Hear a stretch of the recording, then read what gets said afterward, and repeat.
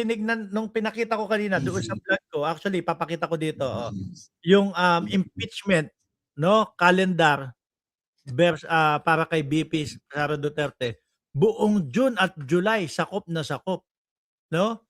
Kailan mag-start yung proceedings ba? Yung Ipakita natin doon sa mga nanonood nating mga kababayan, yung, kay VP Sara yung kalendaryo, 'no? Sabi ko nung nakita ko 'to, putik na 'to, buong June ay sorry, nawala. Nasanay kasi ako. Buong June at July, sakop na sakop. Sabi ko, puta cyberbiz ang katapat nito. Nang-aasar lang ako doon sa mga DDS kasi naman yung mga DDS, kung ano-ano iniisip sa atin na bayaran, may nakakatanggap daw, meron daw maleta, 'di ba? Oh, pero hindi, totoo lang, katumbas nito cyberbiz. Ito sabi ni, Addictus Rex, Miranda rights kayo diyan, guys. Mirinda ba? Sabi ni Ma'am BG Badiola, tumatakbo sa batas pero gusto maging part ng Senate o gustong magpatupad ng Kaya batas. nga, no? Ngayon, ito daw, calendar impeachment trial of Vice President Sara Zimmerman Duterte case number 004-2026. May 18, convening of impeachment court, oath senator judges, adoption of rules and order to issue and serve summons, Tapos, issuance of summon, nangyari na yun, di ba? May 20 service of summon, Sara Duterte, mga nangyari. Ito, yung ngayong araw, June 1, 2026, non-extendable deadline to file answer. Start of 5 calendar days period for prosecution to file a reply if it wishes to. Sumagot na ba si Sara? Yun lang. Ano ba yan? Ang start ba nung 5 calendar days is from June 1 or nag-start na before? Ang deadline June 1? Oo. Hindi, deadline umpisa June 1, tapos ayan nasa ilalim June 8, non-extendable deadline to file reply. Siguro Sabado at Linggo yung 2 araw kaya naging 8. Yung pinaka-deadline, pinaka-hangganan. Meron na ba? Siguro. Kasi kanina may nag-comment sa akin si Ma'am Gigi May. Ang comment niya, sumagot na si Sara Duterte na ang sagot daw ay ipinapahinto sa Senado yung impeachment sa kanya kasi walang basehan. Kung totoo man yun, yung comment kanina sa akin, kawawa ang mga DDS. Bakit? Lagi sinasabi sa kanila, ready na sumagot. Oo. Impeachment kapag nasa Senado na. Tapos ito, ang ginagawa ng kampo nila, stop ng Senado. Paano malalaman yung sagot nun? Pinag-bloodbath pa, may mga naku, gusto ko yan, bloodbath! Sabi pang gano'n, magkakaroon ng bloodbath ngayon. Puro nga panlilin lang at puro panggugoyo lang yung mga pinagsasabi sa mga DDS. Syempre hindi naman tayo yung niloloko lang tayo yung niloloko ni Sara. Tayo hindi naman tayo naniniwala sa kanya. Mainit ang kailangan niya yung mga DDS. Mainit tuloy yung ulo ng kanang kamay ni Attorney Clem na si Addictus Rex. Ano yung nangyari sa House of Representatives? Imagination. At din yung pagbabanta ng Vice Presidente sa buhay ng Pangulo at asawa ng Pangulo at pinsan ng Pangulo. Correct. Diba? Doon na inano na, 'di ba? Yung 4 substantial in form basta 4 'yun, nakalimutan ko na tuloy. Si Tato nandiyan na din. Tsaka ewan ko, laging ganito yung mga sagot nila. Wala. Ako naniniwala ako na ang isang tao kapag may kinakaharap na ganito, atat yan atat magpaliwanag. Kung ako yung pinagbibintangan, halika na, umpisa na natin kasi alam ko talaga yung katotohanan at ready na ako para matanggal na sa utak ko. Klaro na ako okay na ako, wala na ako iisipin. Di ba? Pero sa kanila, ang nakikita natin is puro pag-iwas, pagpapatagal, at paglayo doon sa pagsagot. Correct. Ayan sabi ni Boss Addictus, form, substance, ground, and probable cause. Di ba?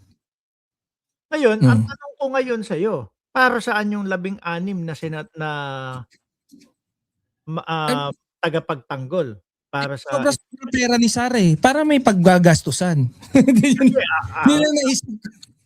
ang pagkakarinig ko dun Narbasa, hindi bababa sa milyon yun. Ay, karamihan naman dun, syempre yung mga lawyer, especially pagka-impeachment yung hahawakang kaso, sigurado hindi bababa ng milyon lahat nung ano nun. Sabihin na lang natin, no? 2 million acceptance fee kada isang lawyer. Oh. Eh, ang deklaradong SALN ng Vice Presidente, 88 Sa million. 1632, putya, 50 million na lang matitira sa kanya halos. 'Di ba? Kasi sabi ni Attorney Poa, panigurado po kami na hindi ginagastos ang pera ng taong bayan at hindi ginagastos yung pondo ng bayan. O Eh ba't siyempre umalis si Powa? ha? Wala na si Powa sa listahan ng abogado eh. Eh, binato daw ng laptop. 'Di ba naging Natural ang sagot mo. ah, Wala, binato eh. 'di ba naging issue 'yun? Oo. Oo nga, nabato daw sa mukha eh. Oo, nabato daw sa mukha. Hindi lang ako sigurado kung totoo 'yun, pero 'yun yung lumabas na issue. Eh, baka kaya sabi mo wala si Powa sa listahan, baka 'yun yung dahilan. Eh, ikaw ba naman 'di ka magtatampo nun. Binato ka sa... Oo, 'di Tapos ba? kumalat pa, no? Oo. Tapos ito, June 15, tapos June 18 to 25, 2026, pre-trial conference, issuance of pre-trial order. June 26 to 30, period of file comments on pre-trial order. Kaya sabi ko sa'yo, cyber beast talaga ito. Pero ang alam mo, no, Ah, Boss Mark, nung kamakailan, even bago magkaroon ng mga ganyan na yung pagkaano, ang napag-usapan daw sa caucus, mag-start yan July 1 eh. Nung, ah. yun yung sinasabi ni Senator Erwin Tulfo. July 1. So, ibig sabihin, kakain ng mga 3 buwan to. Ay, naku, mga ganun. Mga ganun. Si Sir Paulo nandyan. Hindi kasi marunong gumamit ng laptop, kaya pinangbato na lang. So, kung aabot 3 hanggang 4 na buwan, eh, wag na cyber beast. Roadster na lang. Bago pa naman yung Okay. 2026. Tuloy ko to ha. June, Sige. June 26, tapos na yung June. July 6, ito nga, to 20, July 6, start of trial. Sabi dito. Monday, Tuesday, Wednesday. July 6 to July 22, siyam na araw, trial. Ano po? Monday, Tuesday, and Wednesday. Wednesday. Ito na yun. Naka-live kami nun. Mahaba, naman, mga kababayan, ang live nun. No? July 28 onwards, after SONA, while on legislative session, trial tuloy. Mahaba nga. Abot ng August o September. Mga ganun. Di ba? Hindi, kasi kailangan naman alam. Ikaw, kung magbibigyan yung mga trial, yung mga pagboto through online.